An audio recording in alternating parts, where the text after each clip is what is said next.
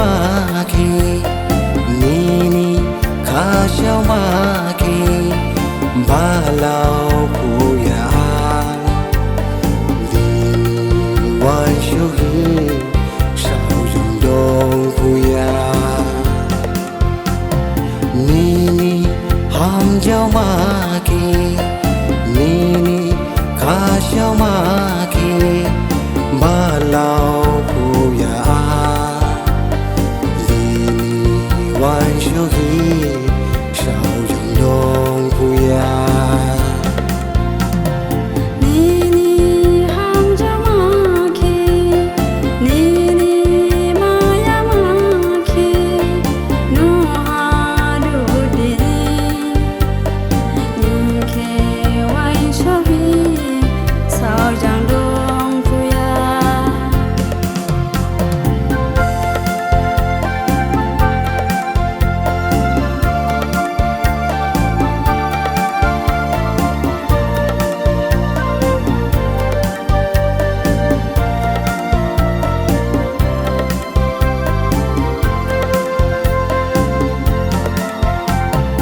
Dong Puya, Dong Puya, Hamjaoduninke Gibija.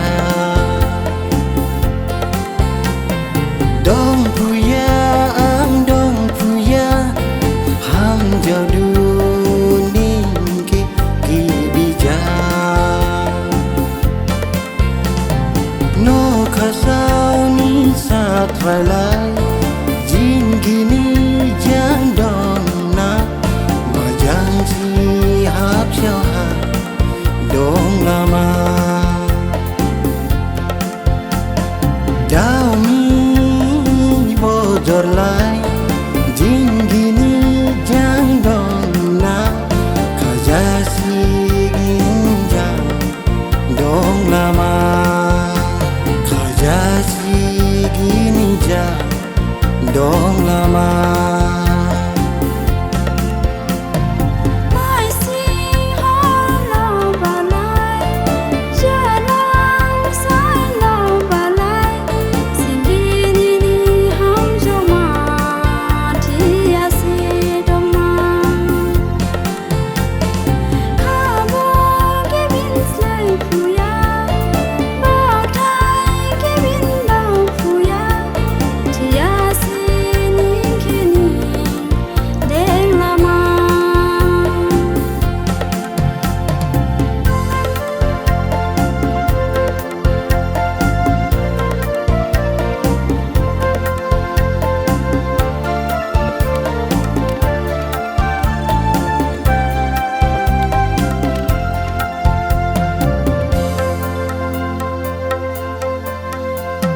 Nini Hamjaomakhe, Nini Hamjaomakhe, Balau Puya,